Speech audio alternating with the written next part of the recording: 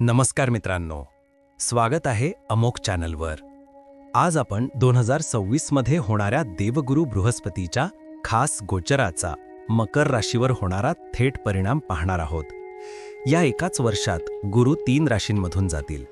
वर्षाच्या सुरुवातीला मिथुन, नंतर 2 जून रोजी उच्च कर्क आणि मग 31 ऑक्टोबर रोजी सिंह आणि 13 डिसेंबर 2026 पासून हेच गुरु सिंह राशीतच वक्री होतील. म्हणजे 2026 हे वर्ष मकर राशीसाठी साधारण नाही, तर बदलांचे, संधींचे आणि परीक्षांचे वर्ष आहे.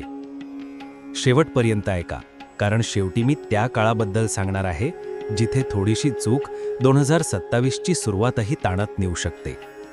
सुरुवात गोष्टीच्या मूळपासून करूया. वैदिक ज्योतिषानुसार गुरु हा ज्ञान, धर्म, भाग्य, विवाह, संतान, धन आणि आध्यात्मिक वाढ यांचा कारकग्रह आहे. जिथे गुरु बसतो तिथे वाढ होते, विस्तार होतो आणि संधी उघडतात. जेव्हा गुरु शुभ असतो तेव्हा उन्नती, मानसन्मान आणि स्थैर्य वाढते. आणि जेव्हा गुरु राशी बदलतो म्हणजे गोचर करतो तेव्हा जीवनातील जुने समीकरण बदलू लागतात. आता 2026 मधला त्याचा प्रवास आणि मकर राशीवर होणारा परिणाम एकत्र जोडून पाहूया.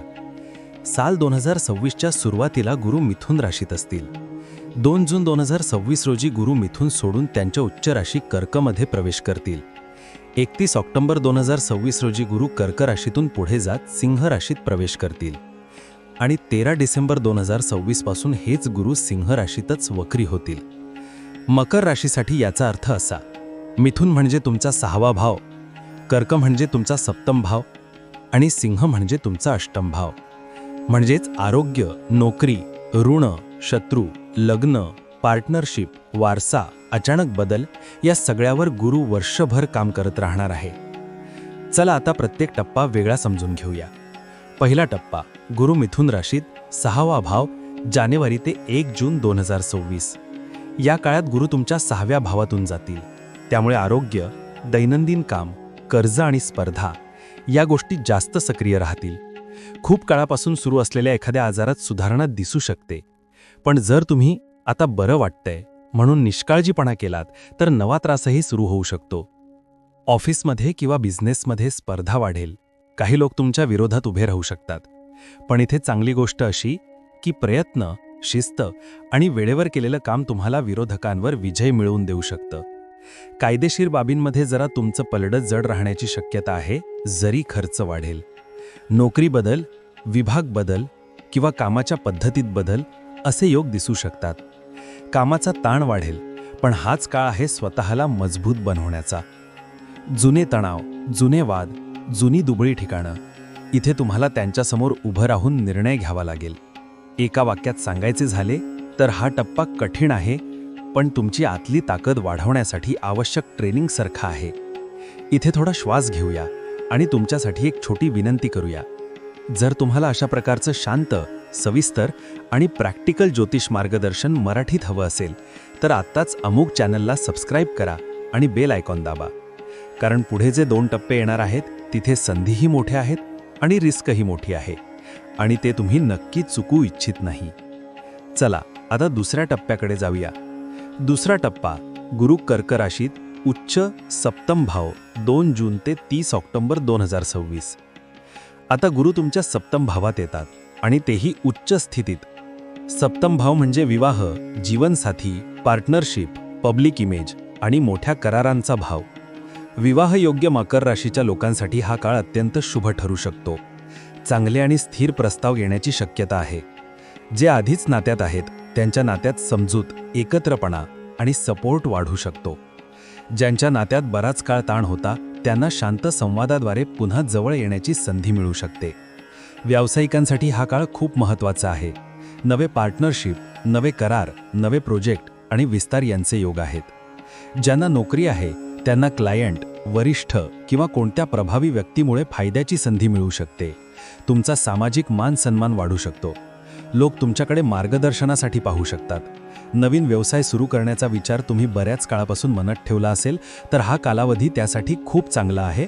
फक्त योग्य योजना आणि नीट कागदपत्रांची काळजी घेणे आवश्यक आहे. एका वाक्यात सांगायचे तर हा टप्पा आहे नाती मजबूत करण्याचा आणि जीवन पुढच्या पायरीवर नेण्याचा. आता येतो तिसरा टप्पा, जिथे चित्र थोडं गडद होतं, पण खऱ्या अर्थाने बदल इथेच घडतात. तिसरा टप्पा गुरु सिंह राशीत, अष्टम भाव, 31 ऑक्टोबर ते 12 डिसेंबर 2026. हो, इथे मी खास करून 12 डिसेंबर म्हणतोय, कारण 13 तारखेपासून गुरु सिंह राशीत वक्री होणार आहेत. त्याला आपण वेगळा चौथा टप्पा म्हणून पाहणार आहोत.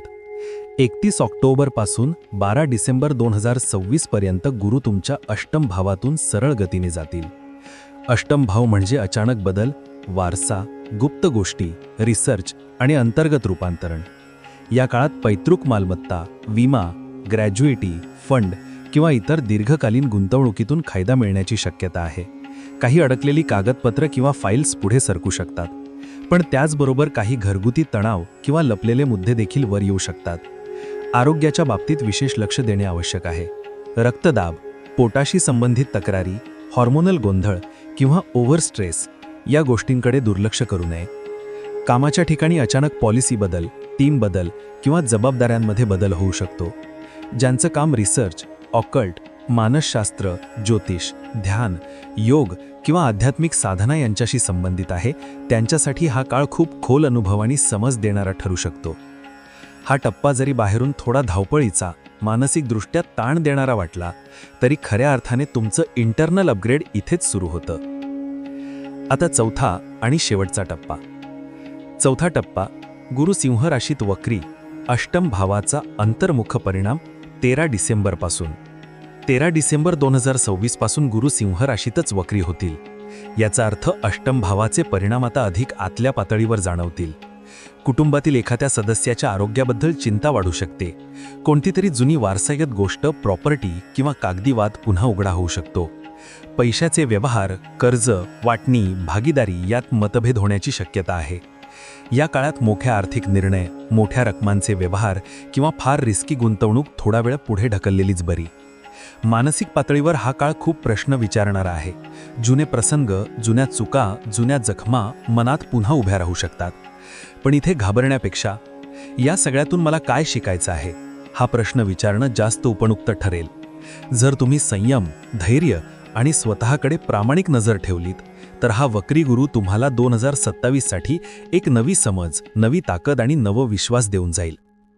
आता सगळं एकत्र करून एक शेवटचं चित्र पाहूया. मकर राशीसाठी गुरु गोचर 2026 म्हणजे एक मिश्र प्रवास आहे.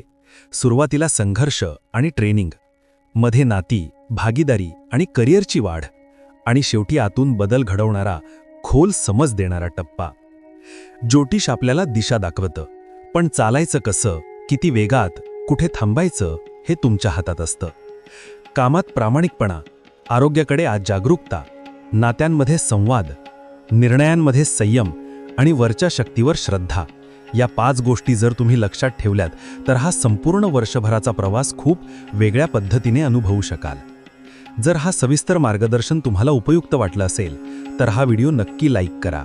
कमेंटमध्ये मी मकर राशीचा आहे किंवा मकर राशीची आहे असं लिहा.